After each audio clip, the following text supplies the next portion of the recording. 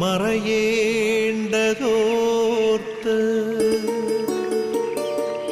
ചന്ദ്രനക്ഷത്രാദികൾ വിതുമ്പുമ്പോൾ മാറ്റമില്ലാതെങ്ങും വിരാജിക്കും ദൈവമേ, അങ്ങയെ വാഴ്ത്തുന്നു ഞങ്ങൾ. ഉദിച്ചെങ്ങും പ്രഭതൂകും പാരിലെ സൂര്യരശ്മിയേക്കാൾ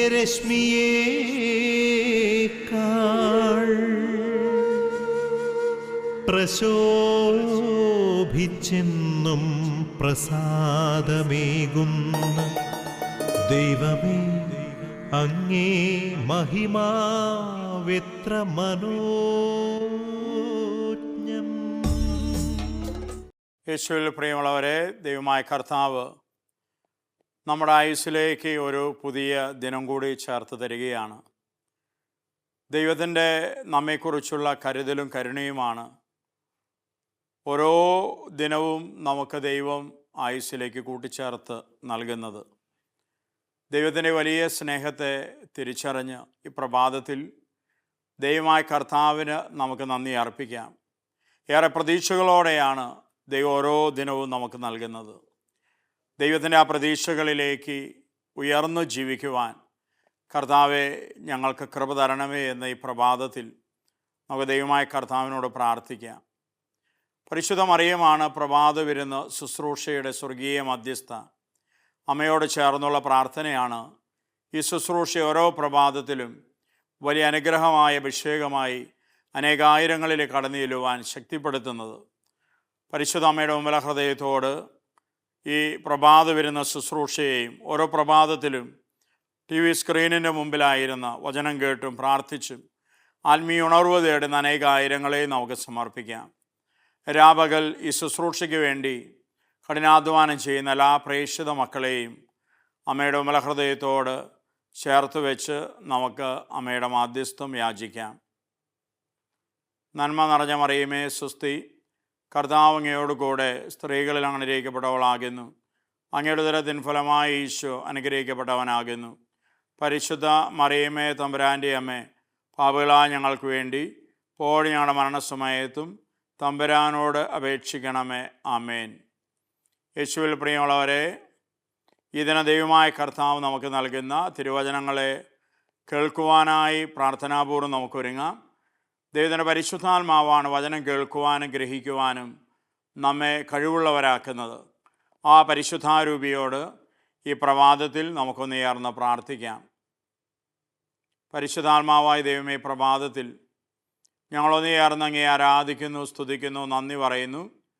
ഓ പ്രിയ പരിശുദ്ധാത്മാവെ, ഞങ്ങൾ ഈ നിമിഷങ്ങളിൽ കേൾക്കുവാൻ പോകുന്ന തിരുവചനങ്ങളെ ശ്രദ്ധാപൂർവം സ്വീകരിക്കുവാനും ആ വചനത്തിന് വിശ്വാസത്തിൻ്റെ പ്രത്യുത്തരം നൽകുവാനും അവിടെ ഞങ്ങൾ ഓരോരുത്തരെയും ശക്തിപ്പെടുത്തണമേ. ആമേൻ. യേശുവിൽ പ്രിയമുള്ളവരെ, ഈ ദിനത്തിൻ്റെ പ്രത്യേക പ്രാർത്ഥന നിയോഗമായി സാമ്പത്തിക കടബാധ്യതകളിലായിരിക്കുന്ന എല്ലാ മക്കളെയും കുടുംബങ്ങളെയും നമുക്ക് സമർപ്പിക്കാം. സാമ്പത്തിക കടബാധ്യതകൾ മൂലം ജീവിതത്തിൽ സന്തോഷവും സമാധാനവും കണ്ടെത്തുവാൻ കഴിയാത്ത എല്ലാ മക്കളുടെ മേൽ ദൈവമേ നിൻ്റെ കരുണ ഒഴുക്കണമേ എന്ന് പ്രത്യേകമായി ദിനം നമുക്ക് പ്രാർത്ഥിക്കാം.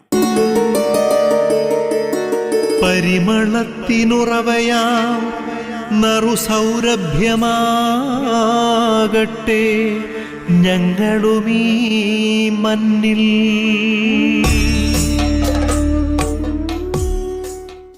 വിശുദ്ധ യോഹന്നാൻ്റെ സുവിശേഷം 5-ാം അധ്യായം 1 മുതൽ 18 വരെയുള്ള തിരുവചനങ്ങളാണ് ഇതിനും പ്രാർത്ഥനയ്ക്ക് വിചിന്തനത്തിനുമായി കർത്താവ് നമുക്ക് നൽകുന്നത്. പ്രാർത്ഥനാപൂർവം തിരുവചനങ്ങൾക്കായി നമുക്ക് കാതോർക്കാം. ഇതിനുശേഷം യഹൂദരുടെ ഒരു തിരുനാളിന് യേശു ജെറുസലേമിലേക്ക് പോയി. ജെറുസലേമിൽ അജകവാടത്തിനടുത്ത് ഹെബ്രായ ഭാഷയിൽ ബത്സദ എന്ന് വിളിക്കുന്ന ഒരു കുളമുണ്ടായിരുന്നു. അതിന് 5 മണ്ഡപങ്ങളും അവിടെ കുരുടരും മുടന്തരും തളർവാദക്കാരും അനേക രോഗികൾ കിടന്നിരുന്നു. 38 വർഷമായി രോഗിയായിരുന്ന ഒരുവൻ അവിടെ ഉണ്ടായിരുന്നു. അവൻ അവിടെ കിടക്കുന്നത് യേശു കണ്ടു. അവൻ വളരെ നാളായി കിടപ്പിലാണെന്നറിഞ്ഞ് യേശു ചോദിച്ചു, സുഖം പ്രാപിക്കാൻ നിനക്ക് ആഗ്രഹമുണ്ടോ? അവൻ പറഞ്ഞു, കർത്താവ്, വെള്ളമിളകുമ്പോൾ എന്നെ കുളത്തിലേക്ക് ഇറക്കാൻ ആരുമില്ല. ഞാൻ എത്തുമ്പോഴേക്കും മറ്റൊരുവൻ വെള്ളത്തിലിറങ്ങിക്കഴിഞ്ഞിരിക്കും. യേശു അവനോട് പറഞ്ഞു, എഴുന്നേറ്റ് കിടക്കയെടുത്ത് നടക്കുക.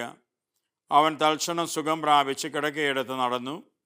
അന്ന് സാബത്തായിരുന്നു. അതിനാൽ സുഖം പ്രാപിച്ച ആ മനുഷ്യനോട് യഹൂദർ പറഞ്ഞു, ഇന്ന് സാബത്താകയാൽ കിടക്ക ചുമക്കുന്നത് നിഷിദ്ധമാണ്. അവൻ മറുപടി പറഞ്ഞു, എന്നെ സുഖപ്പെടുത്തിയവൻ നിന്റെ കിടക്കയെടുത്ത് നടക്കുക എന്നോട് പറഞ്ഞു. അപ്പോൾ അവർ ചോദിച്ചു, കിടക്കയെടുത്ത് നടക്കുക എന്ന് നിന്നോട് പറഞ്ഞവൻ ആരാണ്? അവിടെ ഉണ്ടായിരുന്ന ജനക്കൂട്ടത്തിൽ യേശു മറഞ്ഞു കഴിഞ്ഞിരുന്നതിനാൽ അവൻ ആരാണെന്ന് സുഖം പ്രാപിച്ചവൻ അറിഞ്ഞിരുന്നില്ല. പിന്നീട് യേശു ദേവാലയത്തിൽ വെച്ച് അവനെ കണ്ടപ്പോൾ പറഞ്ഞു, ഇതാ നീ സൗഖ്യം പ്രാപിച്ചിരിക്കുന്നു. കൂടുതൽ മോശമായതൊന്നും സംഭവിക്കാതിരിക്കാൻ മേലിൽ പാപം ചെയ്യരുത്.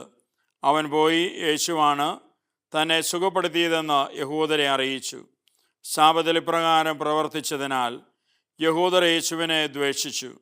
യേശു അവരോട് പറഞ്ഞു, എൻ്റെ പിതാവ് ഇപ്പോഴും പ്രവർത്തന നിരതനാണ്, ഞാനും പ്രവർത്തിക്കുന്നു. ഇതുമൂലം അവനെ വധിക്കാൻ യഹൂദർ കൂടുതലായി പരിശ്രമിച്ചു.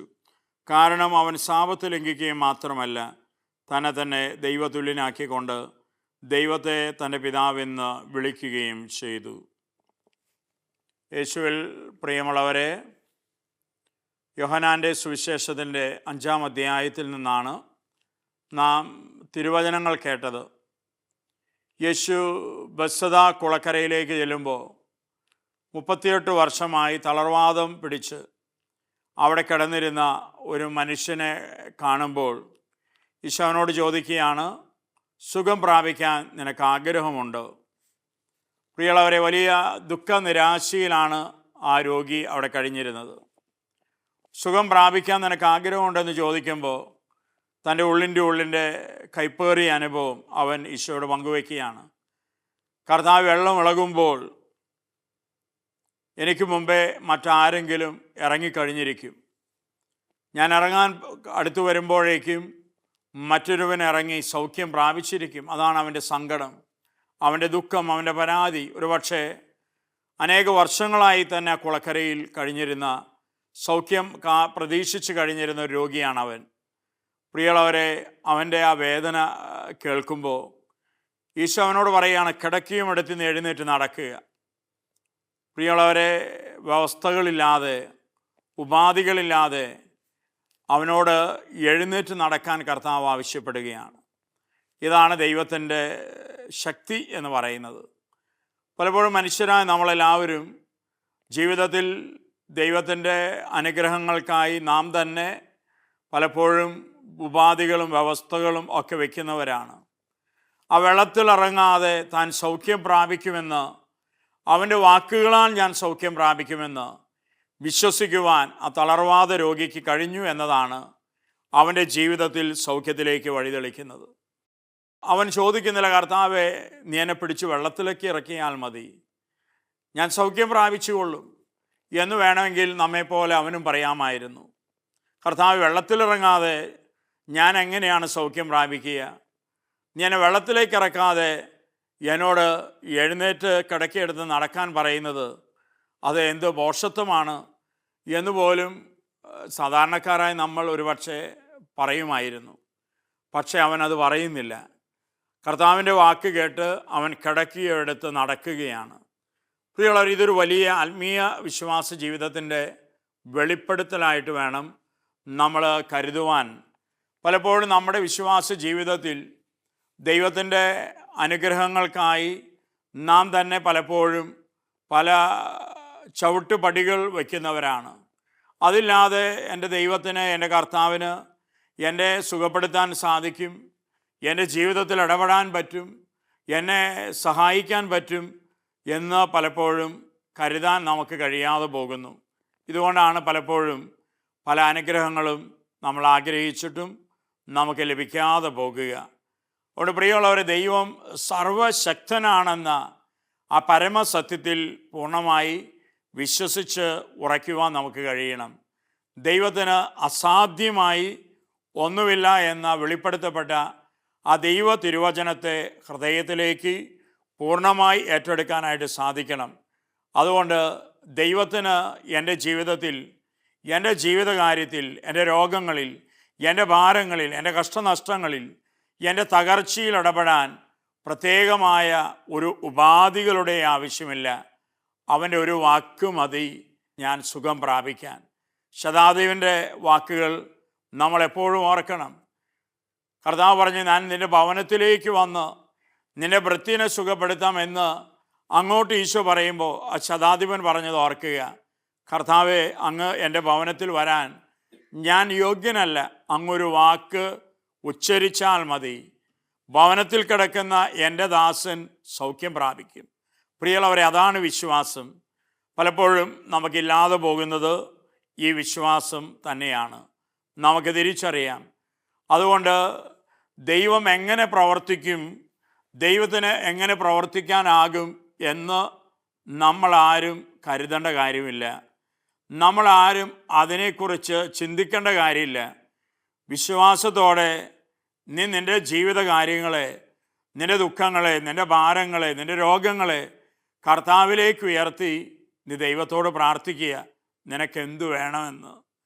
അതെങ്ങനെ തരണം എന്നത് ആ ദൈവത്തിൻ്റെ തിരുഹിതമാണ്, ആ ദൈവത്തിൻ്റെ തിരുമനസ്സാണ്, അത് ദൈവത്തിൻ്റെ പ്രവൃത്തിയാണ്. ഈ ദൈവത്തിൻ്റെ മഹത്തായൊരു പ്രവൃത്തിയാണ് ഈ തളർവാദ രോഗിയിൽ നമ്മൾ കാണുക. സാബത്ത് ദിനം കർത്താവ് ജെറുസലേം ദേവാലയത്തിലേക്ക് വരുമ്പോഴാണ് അജകവാടത്തിനടുത്തുള്ള ഈ കുളക്കരയിൽ കർത്താവ് എത്തിച്ചേരുക. അവിടെ കിടന്ന 38 വർഷമായി തളർവാദം പിടിച്ചു കിടന്ന അവനോട് കർത്താവ് പറയുകയാണ്, നീ എഴുന്നേറ്റ് കിടക്കയെടുത്ത് നടക്കുക. ഇത്ര വിപ്ലവാത്മകമായ ശക്തിയുടെ വാക്കുകളാണ് കർത്താവ് ആ രോഗിക്ക് നൽകുന്നത്. അവൻ തെല്ലും ചഞ്ചലചിത്തനാകുന്നില്ല, സംശയിക്കുന്നില്ല, കർത്താവിനോട് ചോദിക്കുന്നില്ല, കർത്താവ് ഇതെനിക്ക് പറ്റുമോ? 38 വർഷമായി ഈ കുളക്കരയിൽ കിടക്കുന്ന ഒരു തളർവാദ രോഗിയാണ് ഞാൻ. എന്നോട് നീ എഴുന്നേറ്റ് കിടക്കയെടുത്ത് ചുമ്മാ നടക്കാൻ പറഞ്ഞാൽ കർത്താവ് ഇത് സാധിക്കുന്ന കാര്യമാണോ? ഈ നടക്കുന്ന കാര്യമാണോ നീ പറയുന്നത്? ഇങ്ങനെയൊന്നും തളർവാദ രോഗി കർത്താവിനോട് പറയുന്നില്ല. അവൻ വിശ്വസിക്കുകയാണ്. അവൻ എഴുന്നേൽറ്റ് കിടക്കയെടുത്ത് നടക്കുകയാണ്.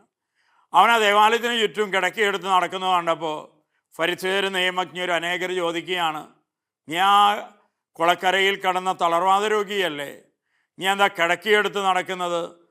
ആരാ നിന്നോട് ഈ സാബത്ത് ദിനം കിടക്കയെടുത്ത് നടക്കാൻ പറഞ്ഞത്? ഇത് അനുവദനീയമല്ലല്ലോ എന്ന് പറയുമ്പോൾ ആ രോഗി ചങ്കുറപ്പോടെ പറയുകയാണ്, എന്നെ സുഖപ്പെടുത്തിയവൻ അവന് എന്നോട് പറഞ്ഞത് നീ കിടക്കയെടുത്ത് നടക്കുക. പ്രിയമുള്ളവരെ, പിന്നീടാണ് അത് യേശുവാണെന്ന് യേശുവിനെ കാണുമ്പോൾ അവൻ തിരിച്ചറിയുന്നത്. കർത്താവിനോട് പറയുകയാണ്, കൂടുതൽ മോശമായതൊന്നും സംഭവിക്കാതിരിക്കാൻ നീ പാപം ചെയ്യരുത്. പ്രിയമുള്ളവരെ, നമ്മുടെ അനുദിന വിശ്വാസ ജീവിത വഴികളിൽ നമ്മൾ ഒരുപക്ഷെ പാപം ചെയ്തോ, ജീവിത ദൈവത്തിന് അകന്നു പോയോ, നമ്മൾ രോഗത്താലും ജീവിതത്തിൻ്റെ പ്രതികൂലങ്ങളാലും തളർന്നു വീഴുമ്പോൾ കരം പിടിച്ച് താങ്ങി എഴുന്നേൽപ്പിച്ചിട്ട് കർത്താവ് എന്നോട് നിങ്ങളോടും പറയും, മകനെ, കൂടുതൽ മോശമായതൊന്നും സംഭവിക്കാതിരിക്കാൻ നീ മേലിൽ പാപം ചെയ്യരുത്. കഴിഞ്ഞത് ഞാൻ മറക്കുന്നു, നീയും മറന്നേക്ക്. കൂടുതൽ മോശമായതൊന്നും സംഭവിക്കാതിരിക്കാൻ നീ ശ്രദ്ധിക്കണം, നീ സൂക്ഷിക്കണം. പാപത്തിൽ വീഴാതെ നീ നിന്നെ തന്നെ കാത്തു സൂക്ഷിക്കണം. പ്രിയമുള്ളവരെ, ഇന്നും എന്നും ഈശോയ്ക്ക് എന്നോടും നിങ്ങളോടും പറയാനുള്ളത് ഈ വാക്കുകളാണ്. ജീവിത വഴികളിലൂടെ കടന്നു പോകുമ്പോൾ പാപത്തിൻ്റെ കരളിൽ തട്ടി നമ്മൾ ഓരോരുത്തരും വീണ് തളർന്ന് തകർന്ന് വിവശരും അവശ്യരുമായി മാറുമ്പോൾ നമ്മുടെ ചാരയെ വന്ന് കരം പിടിച്ചെഴുന്നേൽപ്പിച്ച് മാറോട് ചേർത്ത് വീണ്ടും ആത്മബലം തന്ന് ആത്മധൈര്യം തന്ന് മുന്നോട്ട് പോകുക മകനെ, മകളെ എന്ന് പറയുന്ന നമ്മുടെ ദൈവം. പ്രിയമുള്ളവരെ, ഓരോ അനുരഞ്ജന കുദാശയിലും ഈശോ ചെയ്യുന്ന, ഇന്നും ആവർത്തിച്ചു കൊണ്ടിരിക്കുന്ന മഹനീയമായ പ്രവൃത്തിയാണ് യേശുവിൻ്റെ ഈ വലിയ സ്നേഹത്തിൻ്റെ ഉദാത്തമായ പ്രവൃത്തി. ഓരോ കുമ്പസാരക്കൂടിനും മുമ്പിൽ ഞാൻ നിങ്ങളും പോയി മുട്ടുകുത്തി പാപങ്ങളേറ്റു പറഞ്ഞ എൻ്റെ ഈശോയെ, എൻ്റെ ജീവിതത്തിൽ ഇങ്ങനെയൊക്കെ സംഭവിച്ചു, ഇന്ന് ഞാൻ രോഗിയായിരിക്കുന്നു, ഇന്ന് ഞാൻ തളർന്നിരിക്കുന്നു, ഇന്ന് ഞാൻ വലിയ ഭാരത്തിലാണ്, ഇന്ന് ഞാൻ തകർച്ചയിലാണ് എന്ന് പറയുമ്പോൾ നിന്റെ നിരവധിയായ പാപം മകനെ മകളെ ക്ഷമിച്ചിരിക്കുന്നു. നീ എഴുന്നേറ്റ് ധൈര്യമായി ഇനിയും പ്രത്യാശയോടെ നാളെയിലേക്ക് നോക്കി നീ നടക്കുക. കൂടുതൽ മോശമായതൊന്നും സംഭവിക്കാതിരിക്കാൻ മേലിൽ പാപം ചെയ്യാതെ നീ സൂക്ഷിക്കുക. പ്രിയമുള്ളവരെ, കർത്താവ് ഈ കാലഘട്ടത്തിലും നമ്മോട് പറയാൻ ആഗ്രഹിക്കുന്ന വാക്കുകളാണിത്. യേശുവിൻ്റെ ഈ അനുഗ്രഹ വചനങ്ങൾക്കായി നമുക്ക് നിരന്തരം കാതോർക്കാനായിട്ട് കഴിയണം. അനുരഞ്ജന വേദിയെ നമുക്ക് ദാഹത്തോടെ സമീപിക്കാൻ സാധിക്കണം. ജീവിത വഴികളിൽ പാപത്തിൻ്റെ കല്ലുകളിൽ തട്ടി വീണു പോകുമ്പോൾ തളർന്നും തകർന്നും നമ്മൾ ജീവിതത്തിൽ നമ്മൾ ഉണർവ് നഷ്ടപ്പെട്ടവരാകുമ്പോൾ കർത്താവ് നമ്മെ കാത്ത് മാടി വിളിക്കുകയാണ് എന്ന് തിരിച്ചറിയാനും കർത്താവിൻ്റെ അനുരഞ്ജന കുദാശയെ സ്വീകരിക്കാനും നമുക്ക് കഴിയണം. ഈ പ്രഭാതത്തിൽ ആ വലിയ കൃപയ്ക്കായി അനുഗ്രഹത്തിനായി നമുക്കൊന്നു ചേർന്ന് ദൈവസന്നിധിയിൽ പ്രാർത്ഥിക്കാം. ആബാ പിതാവേ, സ്നേഹാഗ്നിയാൽ ജ്വലിക്കട്ടെ മക്കളാ ഞങ്ങളെല്ലാം.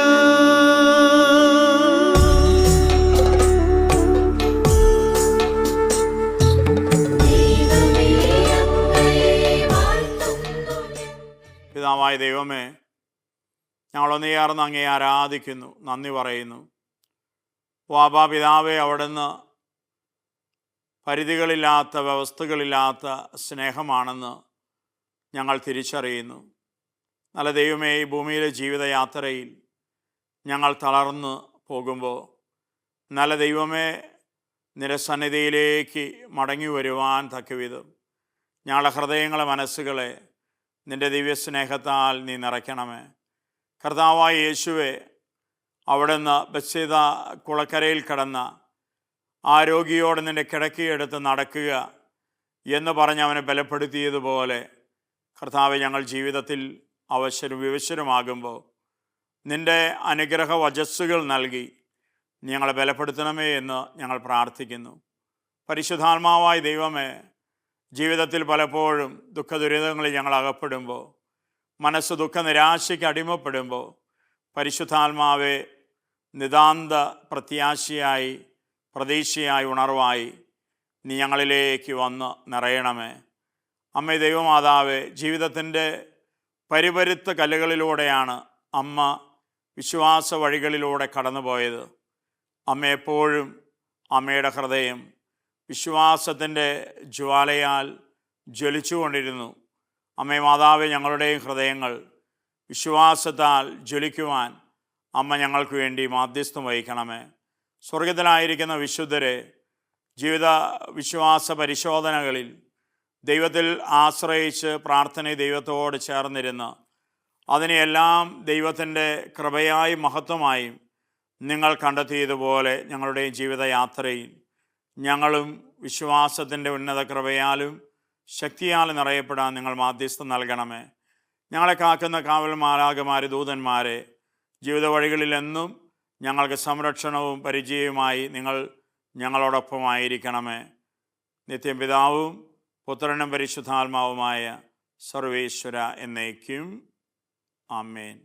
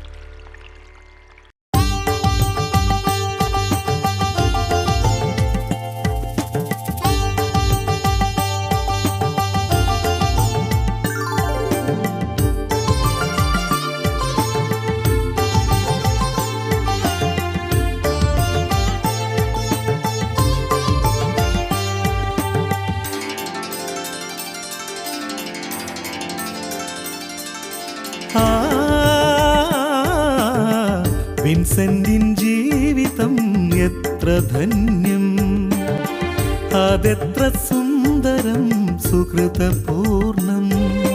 ബന്ധനമുക്തി പൂണ്ട മാനസം, ബന്ധിതർക്കെല്ലാം മോചനമായി. ചൂളതൻ ചൂടേറ്റു ദുഃഖിച്ച ജീവിതം, മുറിവേറ്റവർക്കെല്ലാം അഭിഷേക തൈലമായി. സുഖേച്ഛയാൽ ഓടിമടുത്ത മനുഷ്യൻ, കർത്താവിൽ സുഖപ്പെടുത്തും വൈദ്യനായി.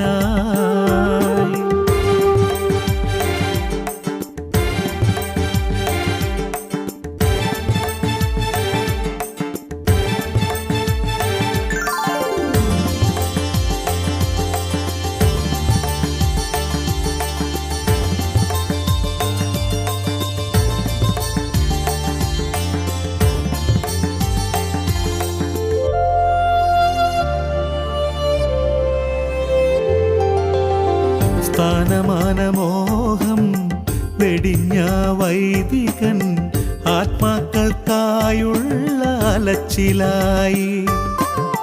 വിശ്വാസ പരീക്ഷയാൽ പിടഞ്ഞവൻ തന്നെ പാരിന്റെ വിശ്വാസധാരയായി. കരബലത്താലെല്ലാം കൈക്കലാക്കാൻ ഓടിത്തോറ്റവൻ, കർത്താവിലെല്ലാം സ്വന്തമാക്കി. യജമാന ഭാവം മറന്നു ദുഃഖിതരെ, യജമാനരെന്ന പോൽ സേവിച്ചു. യജമാന ഭാവം മറന്നു ദുഃഖിതരെ, യജമാനരെന്ന പോൽ സേവിച്ചു. വിൻസെന്റിൻ ജീവിതം എത്ര ധന്യം, അതെത്ര സുന്ദരം സുഹൃതപൂർണം.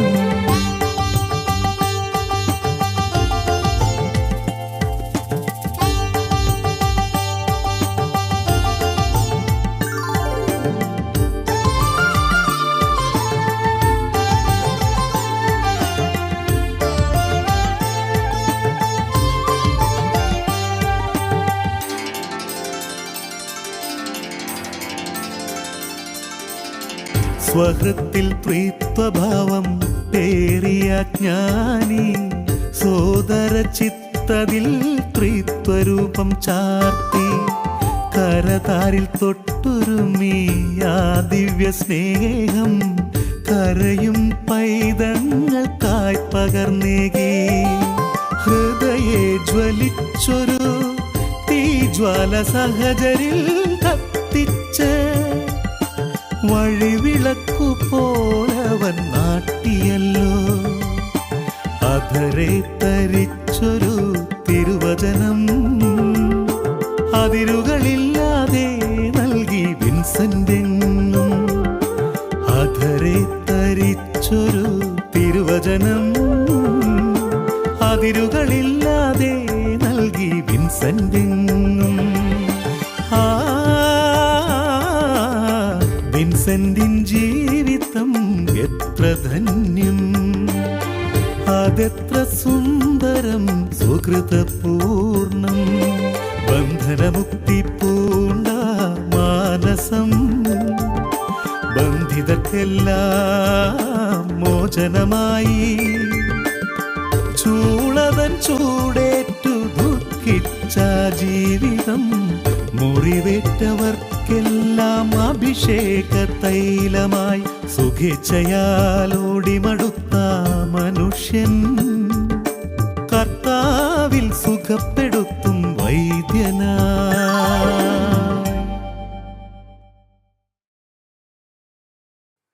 യേശുവിൽ പ്രിയമുള്ളവരെ, ഈ ദിനത്തിൻ്റെ ആശീർവാദ പ്രാർത്ഥനയിലേക്ക് നമുക്ക് പ്രവേശിക്കുക. ലോകമെമ്പാടും ടി വി സ്ക്രീനിൻ്റെ മുമ്പിലായിരുന്ന് പ്രാർത്ഥിച്ചും വചനം കേട്ടും ആത്മീയ ഉണർവ് പ്രാപിച്ചുകൊണ്ടിരിക്കുന്ന അനേകായിരങ്ങളെ കർത്താവിൻ്റെ കരങ്ങളിലേക്ക് നിമിഷങ്ങളിൽ നമുക്ക് സമർപ്പിക്കാം. കത്തോലിക്കാ തിരുസഭ നയിക്കുന്ന പരിശുദ്ധ വാപ്പയോടും മകർദിനാൾമാരോടും മെത്രാന്മാരോടും വൈദികരോടും വിശ്വാസി സമൂഹങ്ങളോട് ചേർന്ന് ഒരു മനസ്സോടെ നമുക്ക് പ്രാർത്ഥിക്കാം. നമ്മുടെ പ്രാർത്ഥന നിയോഗങ്ങളെ ആവശ്യങ്ങളെല്ലാം സ്വർഗത്തിലെ പിതാവായ ദൈവത്തിൻ്റെ സന്നിധിയിലേക്ക് നമുക്ക് ഉയർത്താം. ലോകത്തിൻ്റെ നാനാഭാഗങ്ങളിൽ ദുഃഖദുരിതങ്ങളിലും വേദനകളിലും രോഗങ്ങളിലും ആയിരിക്കുന്ന ദൈവത്തിൻ്റെ എല്ലാ പ്രിയ മക്കളെയും ഈ അനുഗ്രഹ നിമിഷങ്ങളിൽ കർത്താവിൻ്റെ എങ്കിലേക്ക് ഉയർത്തി നമുക്ക് ഈശോയുടെ ആശീർവാദം സ്വീകരിക്കാം. നമ്മുടെ കർത്താവ് ഈശോ മിശിഹായുടെ കൃപയും പിതാവായ ദൈവത്തിൻ്റെ സ്നേഹവും പരിശുദ്ധാത്മാവിൻ്റെ സഹവാസവും നാം എവരോടും കൂടെ ഉണ്ടായിരിക്കട്ടെ, എപ്പോഴും എപ്പോഴും എന്നേക്കും. ആമേൻ. ശുഭപ്രിയമുള്ളവരെ, ഗുഡ്നസ് ടിവിയുടെ ഈ പ്രഭാത വരുന്ന ശുശ്രൂഷയ്ക്ക് നിങ്ങളേവരും നൽകിക്കൊണ്ടിരിക്കുന്ന വിലയേറിയ പ്രോത്സാഹനങ്ങൾക്കും പ്രാർത്ഥനകൾക്കും യേശുവിൻ്റെ ധന്യനാമത്തിൽ നിങ്ങൾക്ക് നന്ദി അർപ്പിക്കുകയാണ്. തീർച്ചയായും നിങ്ങളേവരുടെയും പ്രോത്സാഹനങ്ങളും പ്രാർത്ഥനകളുമാണ് ഈ ശുശ്രൂഷയെ ഓരോ ദിനവും വലിയ അനുഗ്രഹമായി മാറ്റിക്കൊണ്ടിരിക്കുന്നത്. ഇനി തുടർന്ന് നിങ്ങൾ അർപ്പിക്കുന്ന ദിവ്യബലികളിലും ചൊല്ലുന്ന നൊവേന ജപമാല പ്രാർത്ഥനകളിലും എല്ലാം ഈ ശുശ്രൂഷയെ ഓർക്കണമേ എന്ന് യേശുവിൻ്റെ നാമത്തിൽ നിങ്ങളോട് അഭ്യർത്ഥിക്കുകയാണ്. തീർച്ചയായും മരിയ കൂടാരങ്ങൾ പ്രേക്ഷിതമാക്കാൻ രാവും പകലും നിങ്ങളെ നിയോഗങ്ങളെ സമർപ്പിച്ച് പ്രാർത്ഥിച്ചുകൊണ്ടിരിക്കുകയാണ്.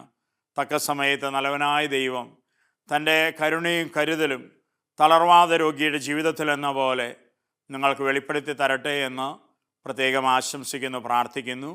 യേശുവിൻ്റെ നാമത്തിൽ നിങ്ങളേവർക്കും നല്ലൊരു ദിനം നേരുന്നു. ആമേൻ.